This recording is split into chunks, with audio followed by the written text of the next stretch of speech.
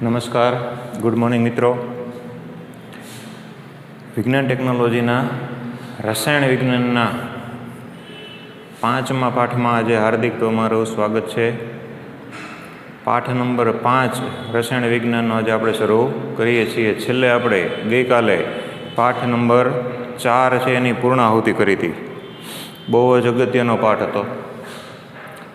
5મો પાઠ જે છે એ ભૂતકાળમાં, એટલે કે જ્યારે આ ટેક્સ્ટબુક નહોતી અને નવી ટેક્સ્ટબુક, જૂની ટેક્સ્ટબુક જ્યારે ચાલતી હતી ત્યારે આ પાઠ 9મા ધોરણની અંદર આવતો હતો. 9મામાંથી કાઢી અને 10મા ધોરણમાં લઈ આવ્યા. પાઠ એકદમ સહેલો છે. જેવી રીતે પાઠ સહેલો છે એવી રીતે એના માર્કે ઓછા છે. ખબર, 4 માર્કની વેલ્યુ છે એ બોર્ડની પરીક્ષામાં આ પાઠની છે. એટલે એક પ્રશ્ન અથવા તો ટૂંકા 2-3 પ્રશ્ન પૂછાય. પાઠનું નામ છે તત્વોનું આવર્તી વર્ગીકરણ. આવર્તી વર્ગીકરણ એટલે એવું વર્ગીકરણ કે જેની અંદર આવર્તનીય ગુણધર્મોને આધારે તત્વોને ગોઠવવામાં આવતા હોય. આપણે જાણીએ છીએ કે કુદરતની અંદર હાલમાં આપણને કુલ અત્યારે 118 તત્વો છે એ આપણને મળી આવે છે.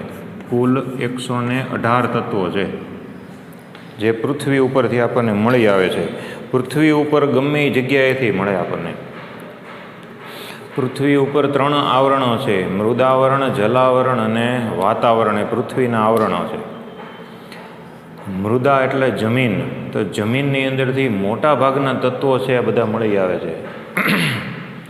જલાવરણ એટલે પાણી, સમુદ્ર. આપણને ખબર છે 70%થી વધારે ભાગ છે એ પાણી પૃથ્વી ઉપર આવેલું છે. સમુદ્ર, નદી બધું થઈને એની અંદરથી પણ ઘણા બધા તત્વો મળી આવે છે. અને વાતાવરણ, અત્યાર સુધી શોધાયેલા બધા ગ્રહોની અંદર એકમાત્ર સજીવોને જીવવા લાયક એવું વાતાવરણ પૃથ્વી ઉપર છે. તો એ વાતાવરણની અંદર ઘણા બધા વાયુઓ રહેલા છે. એ વાયુ તત્વો છે એ બધા આપણને વાતાવરણમાંથી મળે છે. ટોટલ તત્વોની સંખ્યા 118 છે. આ 118 જે તત્વો છે, 118માંથી 94 તત્વો છે એ આપણને કુદરતી રીતે પ્રાપ્ત થયા છે. બાકીના તત્વો છે આર્ટિફિશિયલી કે ગમે એન કેન પ્રકારે બનાવી અને ગોતી લીધા છે. અને કુદરતની અંદર હવે આનાથી વધારે કોઈ તત્વો છે નહીં. તો 118 અને 118 તત્વોનું જુદા જુદા એના તત્વોની જેમ જેમ શોધ થતી ગઈ શરૂઆતમાં, એમ શોધને આધારે વૈજ્ઞાનિકો એને જુદી જુદી રીતે ગોઠવવાના પ્રયત્નો કરવા માંડ્યા કે ભાઈ આ તત્વો છે એ મળે છે તો આને કઈ રીતે ગોઠવવા. બરાબર, આપણે કેમ વિદ્યાર્થીઓને ગોઠવીએ, કેવી રીતે ગોઠવીએ તો કે રેન્કિંગને આધારે ગોઠવીએ કે ભાઈ 90%થી ઉપર લાવનારા વિદ્યાર્થીઓ તો કે આ બાજુ, 80થી 90% તો કે આ બાજુ, 80થી 70 તો કે આ બાજુ, અને 70થી 60 તો કે આ બાજુ. એમ જૂથ પાડેલા હોય ટકાવારીને આધારે. એનાથી ફેર શું પડે તો કે એને ભણાવવું સહેલું પડે. જેમ કે 90% ઉપરના વિદ્યાર્થીઓ હોય તો એ બહુ બ્રિલિયન્ટ હોય, એને એક જ વાર કહેવું પડે ત્યાં એના મગજની અંદર છપાઈ જતું હોય. 80% હોય, 80થી 90% વાળા, એમાં થોડુંક વધારે કહેવું પડે પછી એને છપાઈ જાય. એની કરતાં ઓછા ટકાવાળા હોય એને એનાથી વધારે વખત વાત કરવી પડે ત્યારે એને સહેજ ખબર પડે. અને એની પછીના હોય એમાં તો મહેનત જ ઘણી બધી કરવી પડે, છતાંય ઉગવું હોય તો ઉગે, નોય ઉગે. બરાબર, એવું વિદ્યાર્થીના માઇન્ડ પ્રમાણે એનું વર્ગીકરણ જેમ કરેલું હોય છે એવી રીતે અહીંયા તત્વોનું વર્ગીકરણ કરવાનો સવાલ ઊભો થયો. જ્યારે આ તત્વોની શોધ થઈ ઘણા બધા વર્ષો પહેલાં, આ બધા તત્વો છે એક પછી એક શોધાતા ગયા. ત્યારે કોઈને ખબર નહોતી પડતી કે આ બધા તત્વો છે શું. પણ એની જેમ શોધ થતી ગઈ એમ એમ એને ગોઠવવાની જરૂરિયાત ઊભી થઈ કે આ બધાને કઈ રીતે ગોઠવવું. જો એક સરખા ગુણધર્મવાળા પદાર્થોને ગોઠવી દીધા હોય તો વાંધો ન આવે. અહીંયા આપણે ટકાનો ગુણધર્મ લીધો. એવી રીતે જ્યારે તમે કોઈ દુકાનમાં અથવા તો કોઈ મોલની અંદર તમે ગયા હો, મોલની અંદર, તો મોલની અંદર તમે જોજો કે ભાઈ બધા ડિપાર્ટમેન્ટ હોય કે ભાઈ સાબુનો ડિપાર્ટમેન્ટ, તો ત્યાં બધા સાબુ જ હોય. એની અંદર એક કોર નાવાના સાબુ હોય તો એક કોર કપડાં ધોવાના હોય, બરાબર. ખાવા પીવાની વસ્તુ ઠંડા પીણા તો એ આખી લાઈન ઠંડા પીણાની જ હોય, બરાબર. પછી ચોકલેટ, પીપર, બિસ્કિટ એવું હોય તો આખી લાઈન એની જ હોય.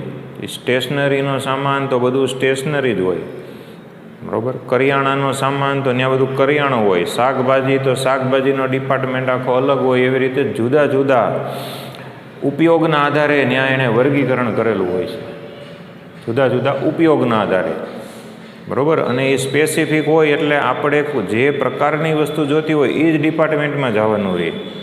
આખા મોલની અંદર કાંઈ ઘૂમવાની કે ફરવાની જરૂર હોતી નથી. જો ખરીદી કરવા ગયા હોય તો પાછા ઘણા છે એ આંટા મારવા જ જાય, તો એ ગમે ત્યાં આંટા મારતા હોય. તો ખરીદી કરવા ગયા હોય તો પર્ટિક્યુલર જે વસ્તુ લેવાની હોય એ જ સેક્શનમાં જવાનું રહે. એટલે આવી રીતે કોઈ પણ વસ્તુ આવે એનું પહેલાં વર્ગીકરણ કરેલું હોય છે, અને આ વર્ગીકરણ છે એના આધારે પછી તત્વોને સમજવામાં ખૂબ જ સરળતા પડે છે. તો જુદા જુદા તત્વો છે એને અહીંયા જુદા જુદા પ્રકારોની અંદર ગોઠવા છે, અને ગોઠવી અને પછી એનું વર્ગીકરણ કર્યું છે. તો આ બધા જે તત્વો છે એ તત્વોને કેવી રીતે અને કોણે ગોઠવા, સૌ પ્રથમ તો વૈજ્ઞાનિકો છે એણે તત્વોને જુદા જુદા પ્રકારે ગોઠવવા માટે પ્રયત્ન કર્યા. તો એણે કયા બેઝને આધારે ગોઠવા અને કયા પ્રકારે ગોઠવા એ આપણે જાણવું પડે. જેમ કે મોલ છે તો એમાં વસ્તુને કઈ રીતે ગોઠવી, તો કે વસ્તુના પ્રકાર અને એના ઉપયોગને આધારે ગોઠવી. આપણે વિદ્યાર્થીઓને કઈ રીતે ગોઠવા, તો કે વિદ્યાર્થીઓની હોશિયારીને ટકાવારીના આધારે ગોઠવા. એમ કઈ રીતે ને કયા પ્રકારે ગોઠવું એ બહુ અગત્યનું છે. એટલે આપણો પહેલો જ પ્રશ્ન એવો છે કે વૈજ્ઞાનિકોએ આ જે જુદા જુદા તત્વો છે એનું વર્ગીકરણ છે એ શેના આધારે અને કયા પ્રકારે કર્યું, બરાબર છે. એણે શેના અને કયા પ્રકારે એણે વર્ગીકરણ કર્યું, એટલે એ આધાર શું એનો અને એનો પ્રકાર શું, બરાબર. તો જુદા જુદા તત્વો છે એનું વૈજ્ઞાનિકોએ જે વર્ગીકરણ કર્યું એ વર્ગીકરણ કરવા માટે વૈજ્ઞાનિકોએ જ એ તત્વો છે એના ગુણધર્મો લીધા. વૈજ્ઞાનિકોએ એ જે તત્વો છે એ તત્વોના ગુણધર્મ લીધા, અને ગુણધર્મને આધારે એણે એની વ્યવસ્થિત ગોઠવણી કરી. જુદા જુદા તત્વોના ગુણધર્મને આધારે કે કયા પ્રકારનું તત્વ કેવો ગુણધર્મ ધરાવે છે, ગુણધર્મને આધારે તત્વોની વ્યવસ્થિત ગોઠવણી કરી. એટલે આધાર શું, તો કે આધાર છે એ એના ગુણધર્મો, તત્વના ગુણધર્મો કે કેવા પ્રકારનો ગુણધર્મ કયું તત્વ ધરાવે છે. ત્યાર પછી તે સમયે તત્વોના ઝાઝા ગુણધર્મોની કોઈ જાણકારી મળી નહોતી. એટલે વૈજ્ઞાનિકોએ માત્ર 2 જ ગુણધર્મોનો અભ્યાસ કર્યો. એણે ધાતુનો ગુણધર્મ અને અધાતુ આ 2 જ સ્વરૂપની અંદર અને 2 જ પ્રકાર એણે વર્ગીકરણ કર્યું. એટલે જે પ્રકારનું આપણને પૂછ્યું તો પ્રકાર 2 જ આવ્યા, બરાબર છે. એક પ્રકાર આવ્યો ધાતુ અને બીજો પ્રકાર આવ્યો અધાતુ. એટલે 2 પ્રકારે જ વૈજ્ઞાનિકોએ એના સમયમાં વર્ગીકરણ કર્યું હતું, કારણ કે વધારે પ્રકારના ગુણધર્મો છે એની કોઈ જાણકારી મળી નહોતી. એટલે ધાતુ અને અધાતુમાં વર્ગીકરણ કર્યું. અને ત્યાર પછી સમય બદલાતો ગયો. જેમ જેમ વધારેમાં વધારે ટેકનોલોજીની શોધ થઈ એમ તત્વોના વધુમાં વધુ ગુણધર્મો છે એનો અભ્યાસ થતો ગયો, અને પછી ઝાઝા ગુણધર્મો છે એ મેદાનમાં આવ્યા. જેમ જેમ વધુ ગુણધર્મો આવ્યા એમ એ પ્રત્યેક તત્વની સચોટ વર્ગીકરણમાં સ્થાન છે એ પ્રત્યેક તત્વને સચોટ રીતે મળ્યું. એમ ત્યાં સુધી જથ્થાબંધમાં હતું, બરાબર. અને પછી સચોટ રીતે એને સ્થાન આપવામાં આવ્યું. ગુણધર્મોની વધારે શોધ થતી ગઈ પછી, એટલે આધુનિક સંશોધનો થતા ગયા, વધુ ગુણધર્મો આવતા ગયા, તેમ પછી આગળ એનું વર્ગીકરણ છે એ બધું થતું ગયું. તો આવી રીતે વર્ગીકરણની શરૂઆત થઈ હતી. શેના આધારે અને કયા પ્રકારે, તો આધાર છે ગુણધર્મોનો લીધો અને પ્રકાર છે એ 2 લીધા, ધાતુ અને અધાતુ. એના પ્રકારે જ વર્ગીકરણ થયું. તો આ વર્ગીકરણ કરવા માટે સૌ પ્રથમ કયા વૈજ્ઞાનિક હતો કે જેણે સૌથી પહેલાં આટલી બધી મહેનત કરી, બરાબર. તો વૈજ્ઞાનિકોની અંદર આપણે જોઈએ તો વૈજ્ઞાનિક છે એ ડોબ્રેનર સાયન્ટિસ્ટ, બરાબર. વર્ગીકરણના ઇતિહાસમાં એનું નામ છે એ પહેલા નંબરે લેવામાં આવે છે, કારણ કે વિચાર જ એને આવ્યો કે આવી રીતે જો આપણે કર્યું હોય તો બધા તત્વોનો ગુણધર્મ, એનો અભ્યાસ છે અને એનો ઉપયોગ છે એ બહુ સરળ બને, એવું ડોબરેનરને સૌપ્રથમ વિચાર આવ્યો. અને એને જે નિયમ અને જે વર્ગીકરણ કર્યું એને ત્રિપુટીનો નિયમ એવું કહેવામાં આવે છે. ડોબરેનરનો ત્રિપુટીનો નિયમ. બરાબર, પરીક્ષાની અંદર 3 માર્કની વેલ્યુ છે, પણ ડોબરેનરે પોતાની અડધી જિંદગી છે એ આની પાછળ ખર્ચી નાખી હતી. બરાબર, એટલે એનું નામ છે એ આવે છે. તો આપણો પહેલો પ્રશ્ન છે કે ડોબરેનરની ત્રિપુટી કોને કહેવાય એ સમજાવો. ત્રિપુટી, ત્રિપુટી એટલે આમ તો શબ્દ જેવું કહી દે, એટલે 3, બરાબર, એટલે 3 તત્વોનું જે જૂથ હોય એ ત્રિપુટી તરીકે ઓળખાતું હશે એવું આપણને આમ મનમાં આઈડિયા આવે. તો ડોબરેનરે ત્રિપુટી કેવી રીતે બનાવી અને કેવી રીતે ત્રિપુટી બની એનું આપણે પ્રશ્નના જવાબમાં લખવું હોય તો આ જે વૈજ્ઞાનિક હતા એ જર્મનીના હતા. એટલે ઈસવીસન 1817, તો ત્યારના જમાનામાં કોઈને તત્વ એટલે શું એવી બહુ ખબર પડતી નહોતી. અને આવા કોક જ સાયન્ટિસ્ટ હોય કે જે આગળ વધ્યા હોય, બરાબર, તો એને લોકો માનતા ન હોય, કારણ કે એ સમયની અંદર લોકોની બુદ્ધિની ક્ષમતા હોય એના કરતાં વધુ સમજાવવા જાય, કારણ કે આ બધા હાયર ઇન્ટેલિજન્ટ હતા. વધુ સમજાવવા જાય તો શું થાય, તો કે સામેવાળાનો ફ્યુઝ ઉડી જાય, બરાબર, એટલે લોકોને સમજાય નહીં, પીચ જ ન પડે, એટલે આને લોકો ગાંડા ગણે કે આમાં કાંઈ છે નહીં એમ. પણ આ લોકો મહાન હતા કે બીજા કરતાં 1 સ્ટેપ કે 2 સ્ટેપ આગળ જઈને વિચાર કરતા, બરાબર, પણ એ સામેવાળાને પાછું પલ્લે પડે નહીં. અહીંયા વિદ્યાર્થીઓમાં એવું થાય, બરાબર, કે સાહેબ મોટી મોટી વાતો કરતા હોય તો 80-90% હોય એ બધા તરત કેચ કરી લે એનો, અને ઓલા 50-60% હોય એને બધું બાઉન્સર જતા હોય, દેખાય જ નહીં દડો ક્યાંથી ગયો એ, બરાબર. એટલે એ રીતનું છે કે મગજની કેપેસિટી હોય એ રીતે પકડી શકે. તો 1817ની વાત છે, બહુ જૂના જમાનાની વાત. જર્મનીની અંદર આ વૈજ્ઞાનિક થઈ ગયા. વૈજ્ઞાનિકનું નામ યાદ રાખવાનું, આખું નામ છે એનું જોન, પછી વુલ્ફગેંગ અને ડોબરેનર, આવું એનું આખું નામ છે. 1817ની અંદર જર્મનીના વૈજ્ઞાનિક હતા જોન વુલ્ફગેંગ ડોબરેનર. એણે શું કર્યું, તો કે એણે તત્વોના સમાન ગુણધર્મને આધારે જુદા જુદા જૂથમાં ગોઠવવાનો પ્રયત્ન કર્યો. જો એણે તે આધાર શેનો લીધો, ગુણધર્મનો જ આધાર લીધો. એટલે અહીંયા તે આપણે એ જ યાદ રાખવાનું કે એને સમાન ગુણધર્મવાળા પદાર્થો, બરાબર, વૈજ્ઞાનિક હતા, વાત સાચી, પણ આધાર તો શેનો લીધો, તો કે આધાર એણે તે ગુણધર્મનો જ લીધો. એટલે ગુણધર્મને આધારે એણે અલગ અલગ જૂથ એટલે કે ગ્રુપમાં ગોઠવવાનો એણે પ્રયત્ન કર્યો. આપણો પહેલો મુદ્દો આ લખવાનો, એનું નામ અને શેના આધારે એણે તત્વોને ગોઠવવાનો પ્રયત્ન કર્યો હતો. અને એણે 3 તત્વો ધરાવતા કેટલાક તત્વોને ઓળખી બતાવ્યા. જો અગત્યની વસ્તુ આવી કે એણે શું કર્યું, તો કે 3 તત્વોવાળા કેટલાક જૂથો છે એને ઓળખી બતાવ્યા.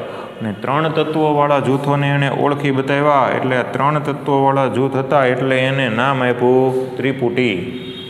એટલે ત્રિપુટી કહેવા પાછળનું કારણ શું, કે ત્રિપુટી કહેવા પાછળનું કારણ આ હતું, બરાબર, કે 3 તત્વો છે એ 3 તત્વો છે એને ઓળખી બતાવ્યા. 3 તત્વોનું જૂથ હતું, એ જૂથને એણે ઓળખી બતાવ્યું, અને ઓળખી બતાવ્યું એટલે એને ત્રિપુટી એવું નામ છે એ આપ્યું. એટલું કહીને પછી ત્રિપુટીનો નિયમ લખવાનો, કે ત્રિપુટી એણે જે પસંદ કરી 3 તત્વોની, એની અંદર કેવું હતું કે 3 તત્વો પહેલાં લેવાના, આ ત્રિપુટીના 3 તત્વો લેવાના, ત્રણેયને પહેલાં પરમાણવીય દળના ચડતા ક્રમમાં ગોઠવવાના. ચડતો ક્રમ એટલે શું, તો કે પરમાણવીય દળ સૌથી ઓછું હોય એને પહેલાં લેવાનો, એનાથી વધારે હોય એને પછી લેવાનો, ને એનાથી વધારે હોય એને છેલ્લે લેવાનો. એટલે 3 તત્વો થઈ ગયા, બરાબર. સૌથી ઓછા પરમાણુ દળવાળાને પહેલાં લેવાનો, એની કરતાં વધારે પરમાણવીય દળ હોય એને એની પછી, ને સૌથી વધારે હોય એને એની પછી, એમ 3 તત્વો છે એ લેવાના. અને 3 તત્વો લઈ અને પરમાણુ દળના ચડતા ક્રમમાં એને ગોઠવી, અને પછી જે પહેલું તત્વ હોય અને જે છેલ્લું તત્વ હોય, એટલે કે પહેલું તત્વ હોય અને ત્રીજું તત્વ હોય, એનો જે પરમાણવીય દળ હોય એનો તમે સરેરાશ કાઢો. સરેરાશ એટલે સરાસરી, એટલે કે બંનેનો સરવાળો કરીને 2 વડે ભાગાકાર, બંનેનો સરવાળો કરીને 2 વડે ભાગાકાર કરો, અને જે જવાબ આવે એટલે જે સરેરાશ આવે એ સરેરાશ છે એ વચ્ચેનું જે તત્વ છે એના પરમાણવીય દળ જેટલું થતું હોય છે. આ એનો ત્રિપુટીનો નિયમ હતો કે ત્રિપુટીના ત્રણેય તત્વોને પરમાણવીય દળના ચડતા ક્રમમાં ગોઠવવા અને જેની અંદર પ્રથમ તત્વ અને ત્રીજા તત્વના પરમાણવીય દળનો સરેરાશ વચ્ચેના તત્વના પરમાણવીય દળ જેટલો થાય છે એને ત્રિપુટીનો નિયમ કહેવામાં આવે છે. અને ઉદાહરણ આપ્યું એક, લિથિયમ, સોડિયમ, પોટેશિયમ, ત્રણ તત્વો લીધા. લિથિયમ લીધું, સોડિયમ લીધું અને પોટેશિયમ, ત્રણ તત્વો છે એ લીધા છે. Lithium, sodium, potassium. તો લિથિયમનો પરમાણવીય દળ 6.9 યુ. યુ આપણે આવી ગયું, એટોમિક માસ યુનિટ કહેવાય એને યુ. સોડિયમ, તો સોડિયમનો 23, પોટેશિયમ એનો 39. ત્રિપુટીનો નિયમ શું હતો? તો કે પરમાણવીય દળના ચડતા ક્રમમાં ગોઠવવાના. તો જો આ ચડતા ક્રમમાં ગોઠવેલા છે. પછી બીજી વસ્તુ શું હતી? તો કે પહેલા તત્વનો પરમાણવીય દળ અને ત્રીજા તત્વનો પરમાણવીય દળનો સરેરાશ કાઢવાનો. એટલે કે આ બંને તત્વ છે એનો સરેરાશ કાઢવાનો. આ બંને તત્વ છે એનો સરેરાશ. તો સરેરાશ કઈ રીતે કઢાય? તો કે હમણાં શીખવાડ્યું એમ 6.9 કરવાના, પછી એને વત્તા તમારે 39 કરવાનું, અને પછી એના છેદમાં આપણે મૂકવાના 2નો સરવાળો કરી અને 2 વડે ભાગાકાર તમે કરો એટલે એપ્રોક્સિમેટ 23 જેવું આવી જાય. બરાબર છે? એક્ઝેક્ટ ન આવે તો વાંધો નહીં, પણ એપ્રોક્સિમેટલી છે એ 23 જેવું આવી જાય છે. ને એપ્રોક્સિમેટલી એના જેટલું આવી જાય એટલે આપણે માની લેવાનું કે ભાઈ અહીંયા આગળ ડોબ્રેનર છે એનો ત્રિપુટીનો નિયમ છે એ લાગુ પડે છે. એટલે ડોબ્રેનરે જે ત્રિપુટીનો નિયમ બનાવ્યો, બરાબર, એ વખતે તત્વો બહુ ઓછા શોધાણા. એટલે એને જેટલી ત્રિપુટી મળી એનું જેણે વર્ગીકરણ કર્યું હતું. આ એક ત્રિપુટી આપણને આપી છે. એવી બીજી 3 ત્રિપુટી છે એ એના સમયમાં હતી. એક લિથિયમ, સોડિયમ, પોટેશિયમ જે આપણે લખી ઈ, બરાબર. એક બીજી કેલ્શિયમ, સ્ટ્રોન્શિયમ, બેરિયમ. કેલ્શિયમ, સ્ટ્રોન્શિયમ અને બેરિયમ, અને ક્લોરિન, બ્રોમિન, આયોડિન. 3 ત્રિપુટી એના સમયમાં જાણીતી બની હતી કે જેની અંદર શું હતું? તો કે પ્રથમ અને ત્રીજા તત્વના પરમાણવીય દળનો સરેરાશ વચ્ચેના તત્વના પરમાણવીય દળ જેટલો થતો હતો. એટલે એને શું કીધું? તો કે એને ત્રિપુટી તરીકે ઓળખી. તો આવી રીતે ત્રિપુટી છે એ આપણે જુદી જુદી ડોબ્રેનરની 3 છે એ ઉદાહરણ આપીને બનાવી નાખવાની. મિત્રો, આ જે જ્હોન વુલ્ફગેંગ ડોબ્રેનર હતો એ માત્ર રસાયણ વૈજ્ઞાનિક નહોતો, બરાબર. એ બાયોકેમિસ્ટ્રીનો ખાં હતો. એટલે ઔષધ વિજ્ઞાનની અંદર અને રસાયણ શાસ્ત્રની અંદર એ બહુ સંશોધન કરીને જાણકારી મેળવતો હતો.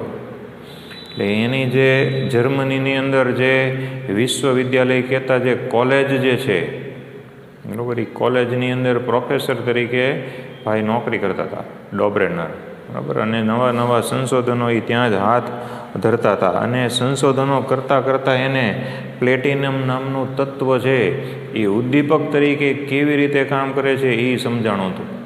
આપણે ઘણી બધી રાસાયણિક પ્રક્રિયાઓ આવશે એની અંદર પ્લેટિનમ ઉદ્દીપક તરીકે આવે છે. તો પહેલાં કોઈને ખબર નહોતી કે આ પ્લેટિનમ છે એ સારામાં સારા ઉદ્દીપક તરીકે કામ કરે છે. પણ આ જે ડોબ્રેનર છે એ ડોબ્રેનરના સંશોધનને આધારે ખ્યાલ આવ્યો કે આ પ્લેટિનમ છે એ ખૂબ જ સારા ઉદ્દીપક તરીકે પણ કામ કરે છે. એટલે ડોબ્રેનરનો સંશોધનમાં ફાળો છે એ ખૂબ જ વધારે છે. તો હવે ત્રિપુટીનો નિયમ પૂરો થઈ ગયો અને 9 તત્વો છે એનું વર્ગીકરણ થઈ ગયું. પણ બધા તત્વોના પૂરેપૂરા વર્ગીકરણ કરવા માટે બીજો એક નિયમ, અષ્ટકનો નિયમ, એ ન્યૂલેન્ડે શોધ્યો. હવે ન્યૂલેન્ડ છે એણે જે અષ્ટકનો નિયમ શોધ્યો ત્યારે થોડાક સમય વીતી ગયો હતો. આને 1817ની અંદર કામ કર્યું હતું.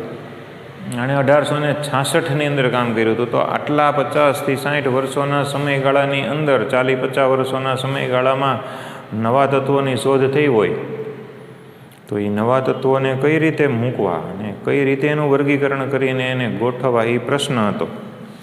તો ન્યૂલેન્ડ નામનો સાયન્ટિસ્ટ, બરાબર, એણે એક નિયમ શોધ્યો. એટલે આપણા માટે પ્રશ્ન થઈ ગયો કે ન્યૂલેન્ડનો અષ્ટકનો નિયમ સમજાવો.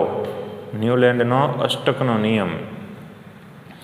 તો ડોબ્રેનરે જે પ્રયત્ન કર્યા હતા, બરાબર, એ પ્રયત્નને કારણે બીજા રસાયણ શાસ્ત્રીઓ હતા એને ખબર પડી કે તત્વોના ગુણધર્મ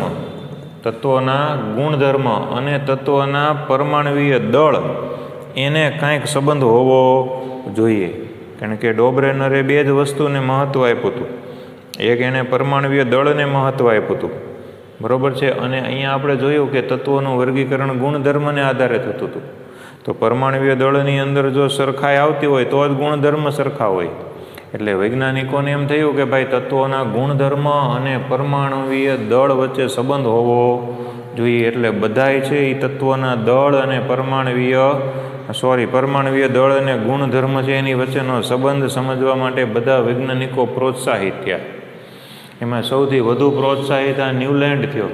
તો ન્યૂલેન્ડે શું કર્યું હતું કે 1866ની અંદર, એ ઇંગ્લેન્ડનો હતો એટલે અંગ્રેજ વૈજ્ઞાનિક હતો, એણે જાણીતા તત્વો, તેના સમયમાં જાણીતા તત્વો છે એને પરમાણવીય દળના ચડતા ક્રમમાં ગોઠવ્યા.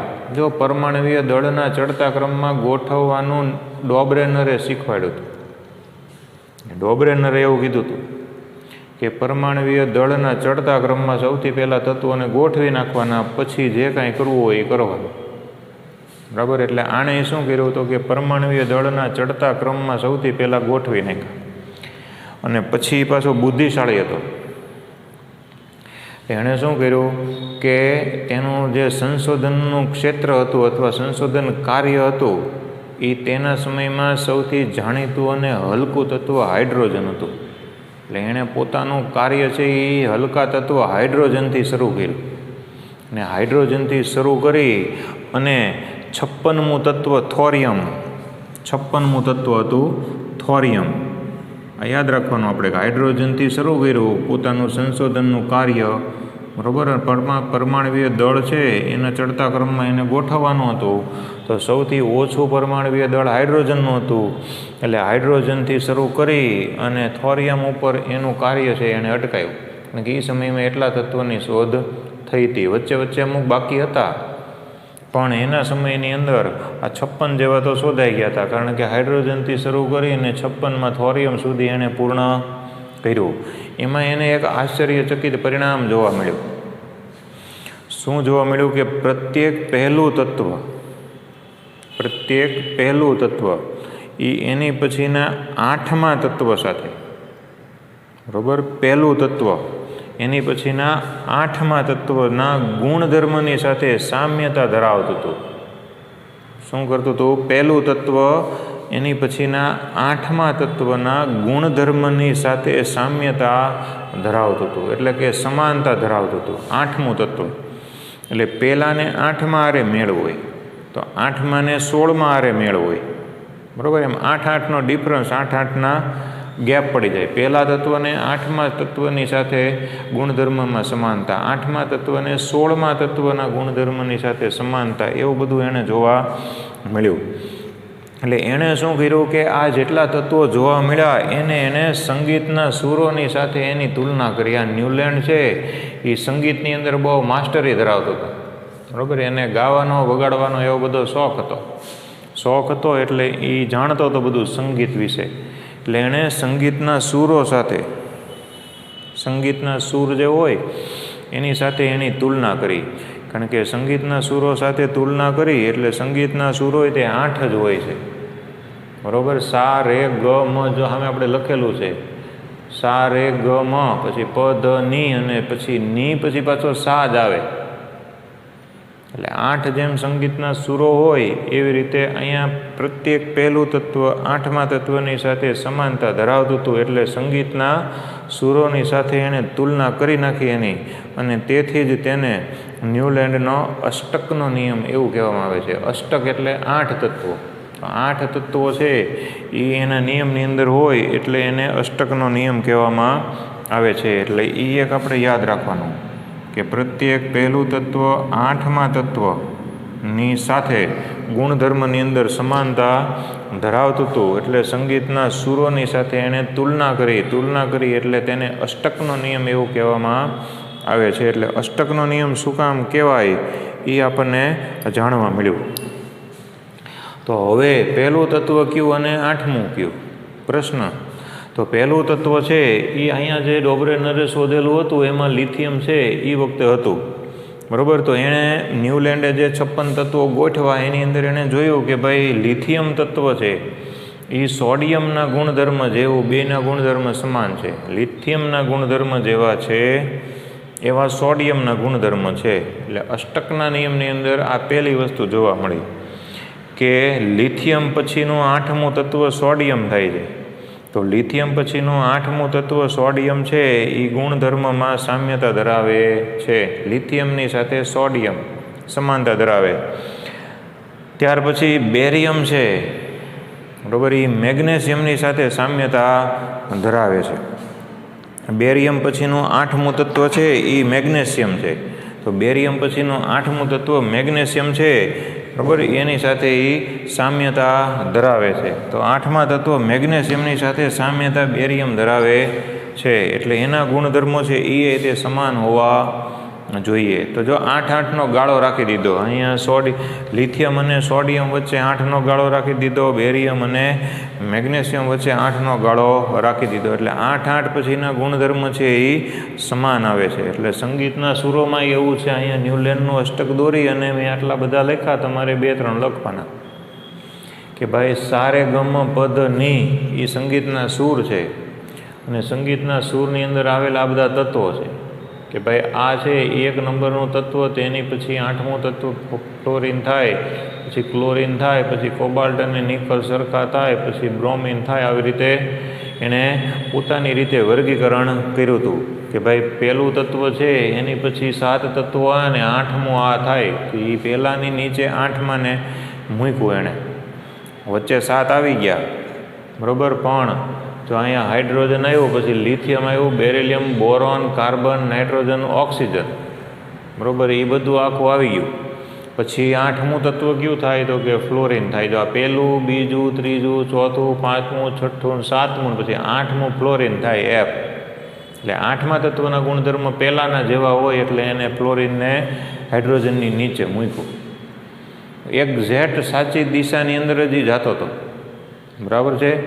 પણ જેમ હમણાં વાત કરી એમ કે આધુનિક સંશોધનો થતા ગયા અને આધુનિક સંશોધન થયા એને કારણે શું થયું? ગુણધર્મો વધ્યા. તો એવી રીતનું વર્ગીકરણ હોવું જોઈએ કે કોઈ પણ તત્વના પ્રત્યેક ગુણધર્મ છે એ આખા વર્ગને લાગુ પડતા હોય.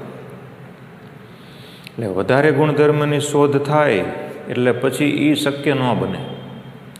એટલે ન્યૂલેન્ડ છે સૌથી પહેલાં આના સમયમાં કાંઈ શોધ જ નહોતી થઈ, છતાં એણે ત્રિપુટીનો નિયમ બનાવ્યો. એ યોગ્ય જ હતો કે જેટલી ત્રિપુટી હતી એ ત્રિપુટીના બધા તત્વોના ગુણધર્મ સમાન હતા, બરાબર છે. પરમાણુય દળનો ચડતો ક્રમ બેઝ તરીકે રાખેલો હતો અને તત્વોના ગુણધર્મ સમાન હતા. એક જ વસ્તુનો ખ્યાલ રાખ્યો હતો. આણે એક જ વસ્તુનો ખ્યાલ રાખ્યો, પરમાણુય દળનો ચડતો ક્રમ. અને પછી આ તો એને આશ્ચર્યચકિત રીતે જોવા મળ્યું કે ભાઈ પહેલા તત્વના ગુણધર્મ 8મા તત્વના ગુણધર્મની સાથે સામ્યતા ધરાવે છે.